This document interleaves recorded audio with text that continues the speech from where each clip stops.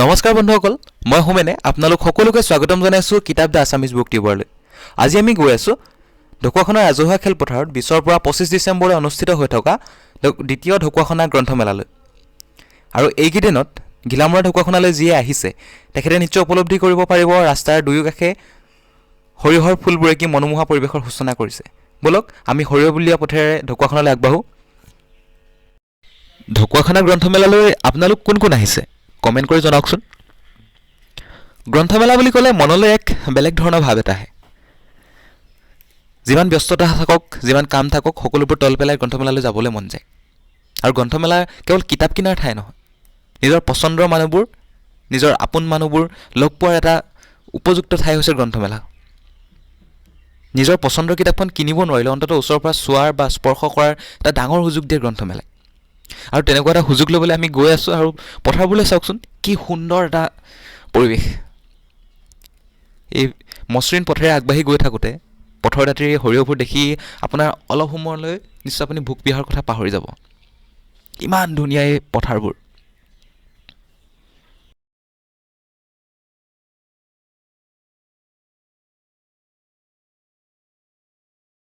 ঢকুৱাখানা গ্ৰন্থমেলাৰ বাকৰিলৈ ব'লক আমি সকলোৱে গ্ৰন্থমেলাৰ ভিতৰলৈ যাওঁ। এয়া আমালোকৰ ঋষিকেশ আহিছে, দেৱাশীষ। ব'লক আমি চব ভিতৰলৈ যাওঁ।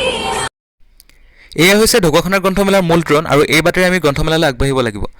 গৈ থাকোঁতে আপোনালোকে নিশ্চয় মন কৰিছে বেৰবোৰত মুধা ফুটা ৰাজনীতিবিদসকলৰ প্ৰতিচ্ছবি আঁৰি থোৱা আছে। ইয়াৰ কাৰণ হৈছে আজি 24 ডিচেম্বৰ তাৰিখে ঢকুৱাখানা ৰাজহুৱা খেলপথাৰত অসম চৰকাৰে বীৰাংগনা সতী সাধনী বঁটা প্ৰদান কৰিবৰ বাবে এক বিশাল সভাৰ আয়োজন কৰিছে, য'ত মুখ্য অতিথি হিচাপে উপস্থিত আছে অসমৰ মাননীয় মুখ্যমন্ত্ৰী মহোদয়। সেয়েহে ইয়াত জনসমাগম বৃদ্ধি পাইছে। তাৰ সমান্তৰালভাৱে কটকটীয়া নিৰাপত্তা বেষ্টনীও গঢ়ি তোলা হৈছে। তাৰ মাজেৰে আমি গৈ আছোঁ।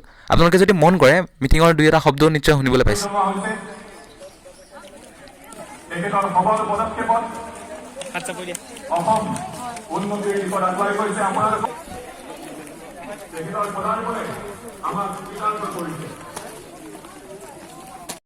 আমি গৈ আছোঁ। এইখিনিতে এখন স্কুল আছে।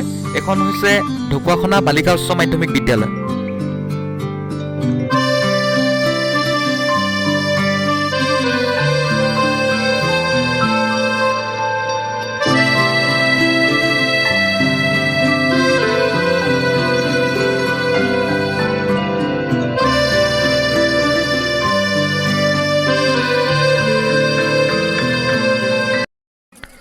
কিছু দূৰ খোজকাঢ়ি অহাৰ পিছতে আমি এয়া আহি পালোহি গ্ৰন্থমেলাৰ প্ৰাংগণ।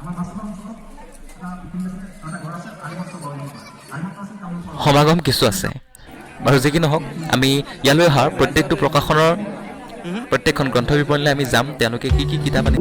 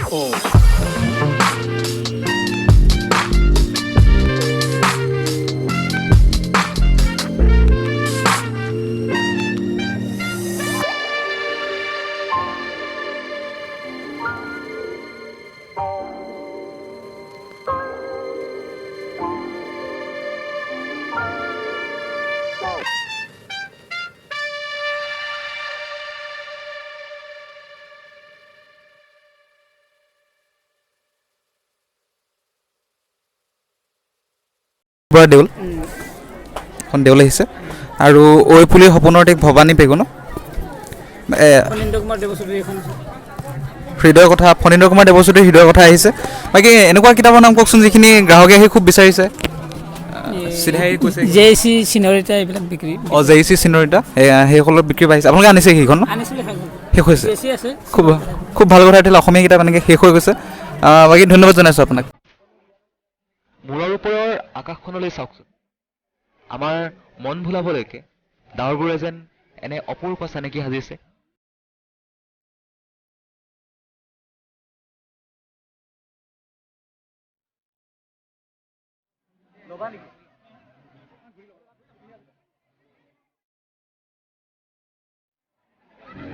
এয়া পূৰ্বাঞ্চল প্ৰকাশৰ গ্ৰন্থ বিপণী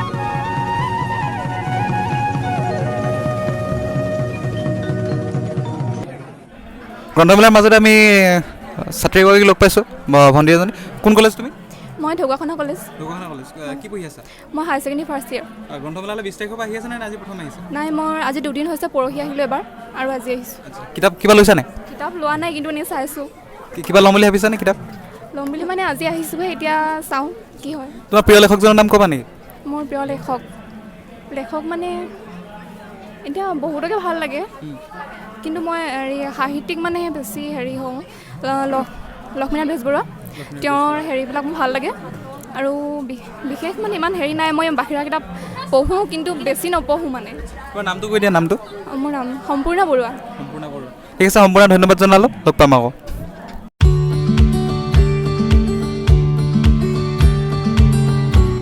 গ্ৰন্থমেলালৈ বিভিন্ন ধৰণৰ গ্ৰাহক আহে সকলোৱে একেধৰণৰ কিতাপ নিবিচাৰে সকলোৰে পচন্দ একেই নহয় সকলোৰে পচন্দ বেলেগ বেলেগ আগ্ৰহো বেলেগ বেলেগ এই যে মহিলাসকল দেখিছে এওঁলোকৰ পচন্দবোৰ কি জানেনে এওঁলোকে সোধে গামোচা ফুলৰ চানেকি আছেনে মহিলা কীৰ্তনখন আনিছে নেকি আই নামৰ ভাল কিতাপ আছেনে এই ধৰণৰ প্ৰশ্ন তেখেতসকলে সোধে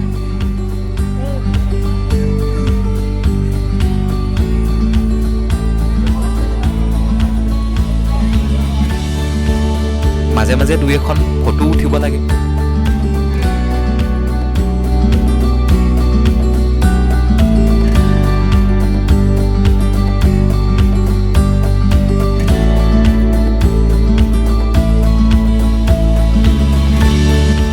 এয়া হৈছে গ্ৰন্থমেলাৰ মুকলি মঞ্চ ইয়াত বিভিন্ন ধৰণৰ অনুষ্ঠানসমূহ হৈ আছে আমি পুনে আহি পাওঁতে ইয়াত এখন আলোচনা চক্ৰ চলি আছিল অৱশ্যে এতিয়া তাৰ অন্ত পৰিছে কাৰণে কেৱল লোকা মঞ্চটোহে আছে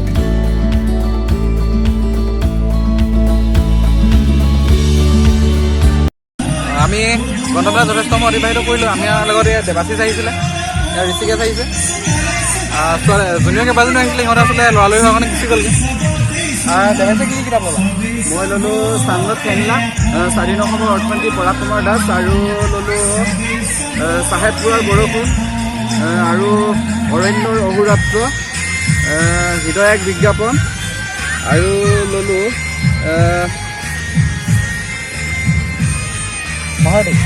মহাৰথী হৈছে একদম বৃহৎ কালেকশ্যন এটা লৈছে ঋষিকেশে কিমান কি ল'লা কিতাপ মই ল'লোঁ তোমাৰ বহুতৰ বাংলা ৰঞ্জু হাজৰিকা পুৰা বৰষুণ অনুৰাধা শৰ্মা পূজাৰী তাৰপিছতে আহিলে কথা মহাভাৰত বিশ্বাস আৰু বিস্ময় হয় চন্দ্ৰ খুব ধুনীয়া কিতাপ দুখনমান ল'লে মই বাৰু এখনেই লৈছোঁ আৰু এনেদৰে গ্ৰন্থৰ স্পৰ্শবোৰ সুবাসবোৰ সামৰি লৈ আমি পুনৰ অহাবাতে উভতি আহিলোঁ